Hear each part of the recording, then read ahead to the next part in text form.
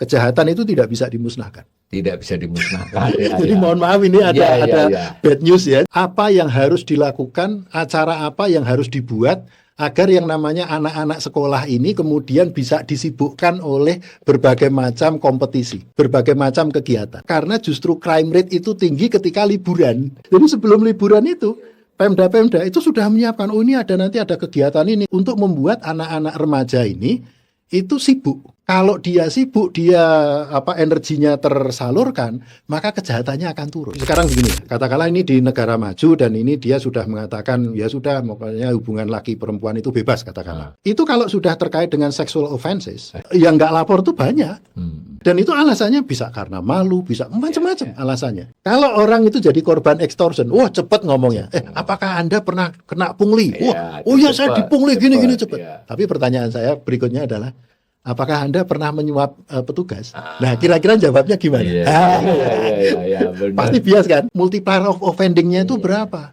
Ketika saya kerja di Inggris, itu yang kami selalu ngitung kayak begitu. Jadi judol dan pinjol ilegal ini ada dua yang tidak diketahui jumlah orang yang melakukannya. Bandarnya juga nggak ketahuan tanda petik ya. Lalu juga, otomatis yang semua selama ini diomong-omong omset itu semua taksiran berarti dong. Iya.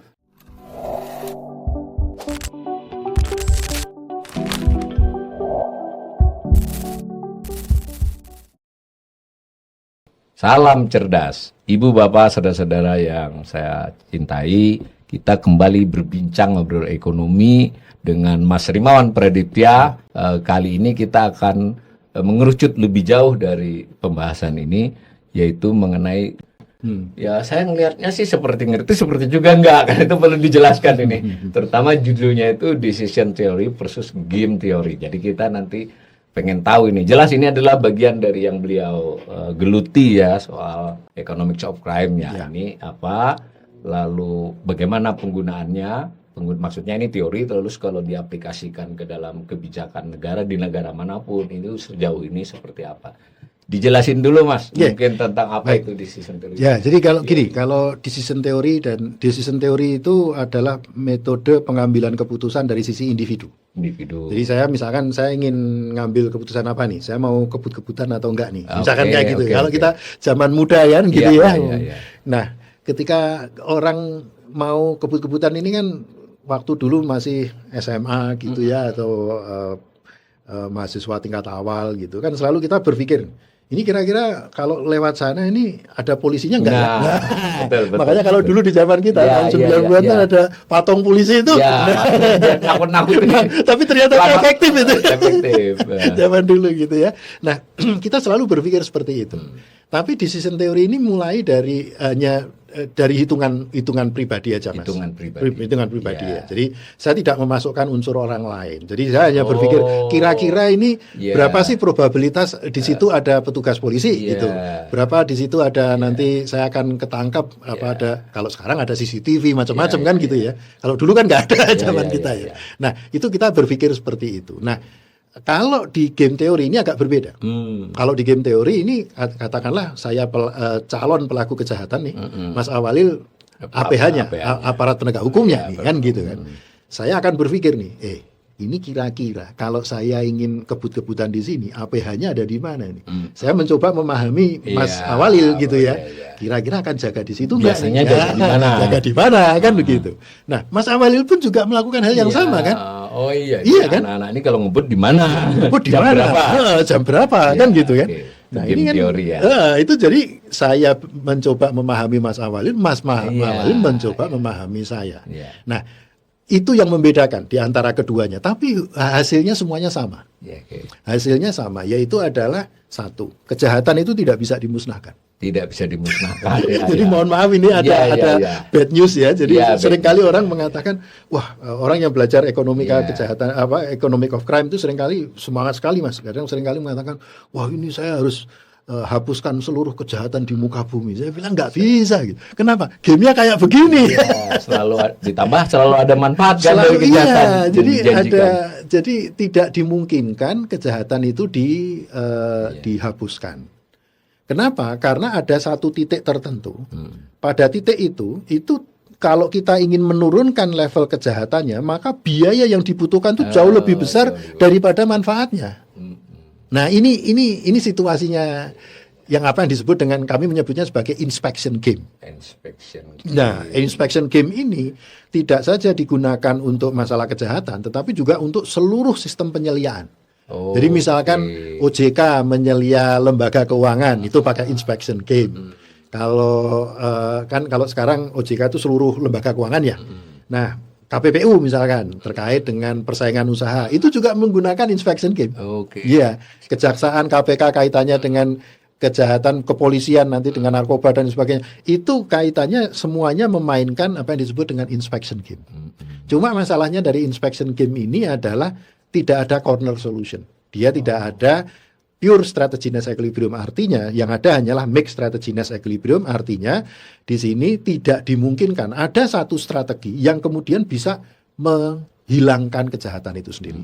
Jadi kejahatan hanya bisa diminimalisasi, tapi tidak bisa dihilangkan. Jadi orang seringkali kemudian bertanya, loh, lalu apa gunanya kita belajar? Iya kan sebegini. Loh, saya tanya begini, kalau ada mahasiswa tanya seperti itu, saya tanya balik, sebentar, ini Anda kuliah? Iya. Tadi mandi nggak? Mandi.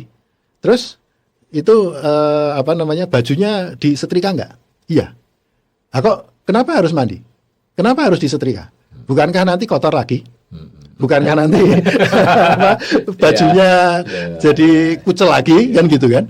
Ketika Anda mandi, Anda sadar nggak bahwa nanti akan kotor lagi? Iya. Terus tetap mandi? Ya mandi, Pak. Itulah. Jadi logikanya kayak kita nyuci baju kan juga begitu nih Mas, ya kan? Itulah yang harus kita lakukan. Nah, sejauh ini teori ini kan, ini berarti kalau saya tidak salah tangkap itu pertama kalau terkait dengan economics of crime kan dicoba dipahami sekali lagi perilaku orang melakukan kejahatan, lebih khusus lagi korupsi. Lalu game teorinya kan juga begitu, kalau misalnya melakukan usaha pencegahan, pemeriksaan semacam ini kan harus memperhitungkan saling perilaku masing-masing kan, semacam itu. Nah, penerapannya di Indonesia ini so far bagaimana kira-kira? Nah, ini, tadi kan sudah disebut tuh contohnya ada di kejaksaan, di apa, tapi tapi kalau jadi gini, kalau untuk penerapannya di Indonesia sebenarnya ilmu ini belum banyak. Belum banyak ya. Yang sudah banyak itu di luar negeri. Jadi misalkan di luar negeri itu sampai ke, dulu saya mendalami yang disebut dengan youth crime. Jadi kejahatan remaja lah. Gitu. Nah, yang menarik adalah di negara-negara Eropa itu, mereka itu kan kalau mau sebulan atau 2 bulan sebelum libur sekolah, itu Pemda-Pemda itu pada ribut. Apa ributnya? Berusaha menyiapkan apa yang harus dilakukan, acara apa yang harus dibuat, agar yang namanya anak-anak sekolah ini kemudian bisa disibukkan oleh berbagai macam kompetisi, berbagai macam kegiatan. Kenapa? Karena justru crime rate itu tinggi ketika liburan. Iya, jadi sebelum liburan itu Pemda-Pemda itu sudah menyiapkan, ini nanti ada kegiatan ini, kegiatan ini, kegiatan ini, kegiatan ini, untuk membuat anak-anak remaja ini itu sibuk. Kalau dia sibuk, dia energinya tersalurkan, maka kejahatannya akan turun. Jadi nah, sampai seperti itu. Bahkan mereka juga 24 jam itu, Mas, itu dia deteksi. Jadi di dalam waktu 24 jam di kota gitu, kita katakanlah ya, itu jenis kejahatannya apa sih? Nah, anak-anak itu adalah banyak yang melakukan pelaku kejahatan juga, yang ngambil sesuatu di toko dan lain sebagainya. Itu jam berapa? 3:30, jam 4 sampai 4:30. Itu waktunya apa? Saat mereka on the way pulang. Nah, ini menarik menurut saya ini. Jadi ini istilahnya kan induk teorinya, tapi kelihatannya dari penjelasan Mas Rimawan tadi, di sini dibutuhkan data, kan ya enggak? Data. Nah, ini kan sejauh mana data-data tersedia, kalau ini keperluannya 2 keperluan nih, keperluan studi di kampusnya sampean kan perlu toh, di sisi lain biar bisa memberikan rekomendasi kan kepada pembuatan undang-undang dan sebagainya. Kita dapat data-data ini karena ini kan tetap aja decision game theory ini perlu data, bahkan perlu survei kan? Ya. Saya ingat dulu sampean kan suka melakukan survei-survei. Coba kita diberi gambaran data dan survei yang tersedia. Ini balik lagi, sebagian besar data dan survei ini lebih banyak terjadi di negara-negara maju. Oh, kita kurang ya. Kita kurang. Jadi misalkan kita punya istilahnya adalah multiplier of offending. Multiplier kejahatan. Ya. Multiplier kejahatan itu apa sih? Jadi gini, kalau ada satu kejahatan, katakanlah tadi ada perampokan, penodongan, kan gitu kan. Apa yang bisa kita dapat? Yang bisa kita dapat itu adalah data dari kepolisian, kan gitu kan. Iya, iya. Cuma pertanyaannya adalah begini. Orang yang melapor ke polisi itu apakah ini pertanyaan gini, apakah semua orang yang menjadi korban itu sudah melapor ke polisi? Dimanapun di dunia nggak ada, Mas. Nggak ada. Jadi tidak semua, jadi pasti dikatakan yang melapor itu hanya sebagian. Sebagian besar yang lain itu dengan berbagai macam alasan di berbagai jenis kejahatan itu tidak melapor. Dan alasannya bisa macam-macam. Bahkan di negara maju sekalipun. Jangankan sekarang begini ya, katakanlah ini di negara maju dan ini dia sudah mengatakan ya sudah, makanya hubungan laki perempuan itu bebas katakanlah. Itu kalau sudah terkait dengan sexual offenses, itu yang nggak lapor tuh banyak. Apalagi di emerging market. Nah, apalagi ya kan. Dan itu alasannya bisa karena malu, bisa macam-macam alasannya gitu. Nah, yang kita hitung kemudian adalah dari orang yang melapor ini, berapa yang tidak melapor? Jadi ada recorded crime, ada unrecorded crime. Recorded crime itu adalah dari data kepolisian. Unrecorded crime itu kita melakukan proxy dengan menggunakan survei. Jadi istilahnya victimization survey. Nah, kalau di Inggris itu setiap 2 tahun itu ada victimization survey, household victimization survey. Karena ada kesadaran juga bahwa data itu tidak mencukupi ya di sana ya. Jelas nggak mencukupi. Lalu kemudian di situ ditanyakan, jadi pertanyaannya begini, apakah Bapak Ibu sekalian dalam 12 bulan terakhir itu pernah mengalami mobilnya dicuri atau barang di dalam mobil dicuri misalkan ya, atau ada kerusakan apalah di. Dan kalau survei begitu dia datanya dilindungi ya, dia tidak harus dicatat sebagai personal enggak. Jadi dia mengatakan atau saya kecopet, dicopet. Lalu pertanyaan berikutnya adalah apakah Bapak Ibu sekalian melaporkan ke polisi enggak? Bisa ya, bisa tidak, kan gitu kan. Kalau ini tidak ditanya, kenapa tidak melaporkan, kan gitu kan, sehingga kita tahu. Nah, antara orang yang tidak melapor, jadi korban tapi tidak melaporkan, dibandingkan dengan yang data tadi yang melaporkan, itulah yang disebut dengan perbedaan di antara keduanya, itulah disebut dengan multiplier of offenses. Pertanyaan saya sederhana nih, survei-survei seperti itu dilakukan nggak di Indonesia? Nggak dilakukan, itu belum dilakukan di Indonesia. Bahkan tadi termasuk bahkan data-data lain kan, decision theory dan game theory ini kan, apalagi game theory saya pernah dengar kan dari orang-orang seperti sampean kan, itu ya desain risetnya agak beda dengan riset biasa kan. Jadi pertanyaannya harus sedemikian rupa ya kalau game teori agar peneliti itu bisa nanti mengkaitkan. Ya, kalau game teorinya kan sebenarnya lebih kepada perumusan matematisnya ya. Perumusan matematisnya. Dari dari situlah kemudian kita merumuskan apa sih yang diperlukan, kan gitu ya. Jadi ketika kita melihat kejahatan itu jangan dilihat hanya sebatas pada data yang dari kepolisian, karena data kepolisian ini hanya recorded crime. Yang harus termasuk soal korupsi dong berarti. Semua jenis kejahatan. Semua jenis kejahatan itu ada unrecorded crime. Jadi Cak Lontong tuh bilangnya korupsi itu adalah koruptor yang tertangkap. Iya benar. Kalau nggak tertangkap dia nggak koruptor. Jadi ya meskipun itu lucu tapi secara nggak enak kita harus mengakui kan. Itulah logikanya. Nah, kalau ini kita tarik ke lebih khusus korupsi.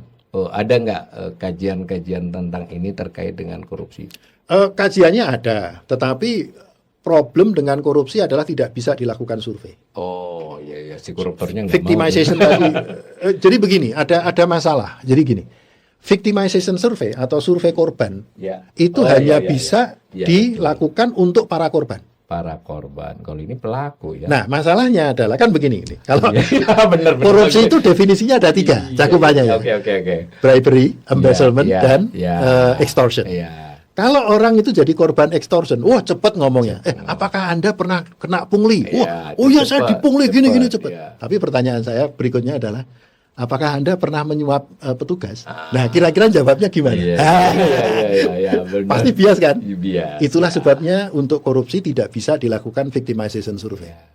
Karena pasti bias. Kalau data BPS indeks korupsi itu bagaimana? Kalau indeks korupsi, kayak indeks persepsi, Ya, itu indeks persepsi bukan korupsi bukan ya, persepsi CPI ya, ya, persepsi, itu ya, persepsi. iya.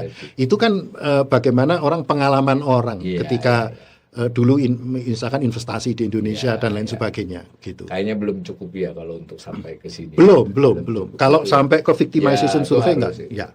Boleh nggak nih saya nyimpulin kayaknya di bidangnya sampean crime economic of crime ini kayaknya yang mau membiayai riset-risetnya masih kurang kayaknya. Ya memang nggak ada. Jadi kayak database saya juga bangun sendiri. Harusnya ya. Ini boleh dong saya berempati. Saya kan enak, saya fiskal apa itu ya relatif banyak lah kan. Saya tinggal baca aja. Itu mestinya kan ya ada alokasi itu kan, tidak harus dari BRIN, tapi bisa saja di lembaga APH itu kan atas kebutuhan mestinya nih. Mestinya kan. Ya, tapi kayaknya belum ya. Mudah-mudahan ada. Jadi sejak saya mengembangkan di Indonesia sejak 2008 ya, pulang waktu itu 2007 akhir, pulang 2008, lalu saya waktu itu mulai mengembangkan untuk korupsi gitu. Saya mulai dari membangun database korupsi. Database korupsi itu ya istilah orang Jawa ya yarwe, bayar sendiri. Cari funding lah, cari inilah, begitu. No one cares. Nggak ada orang paham tentang ini mau dipakai untuk apa gitu. Ketika waktu itu kami memunculkan bahwa di tahun 2014 kami press release atau 2015 kalau nggak salah, kami mengatakan bahwa kerugian keuangan negara uang yang ditilep itu 220 triliun, tetapi kemudian 230 triliun selama 2001 itu sampai baru 2014. Belum perekonomian negara. Tapi hukuman finansialnya hanya 21 triliun. Itu geger waktu itu. Cuma pertanyaan saya adalah dari mana dapatnya data itu? Ya dapatnya dari putusan-putusan yang ada di MA. Lalu siapa yang mendanai? Ya nggak ada, ya kita kendanain sendiri. Bahkan yang bersifat, ini mohon maaf nih, yang user friendly ya, misalnya saya mahasiswa S1 kan saya pengen tahu gitu, tidak tanya ke Pak Rimawan kan biasanya kan bisa cari itu, tidak ada lembaga yang menyediakan misalnya 10 tahun terakhir ponis-ponis korupsi dan hukumannya. Yang ada jadi sejak reformasi itu memang ada ketentuan bahwa MA diwajibkan untuk mengupload seluruh putusan MA yang sudah inkrah. Tapi kan berarti kita harus ngambil satu-satu dong.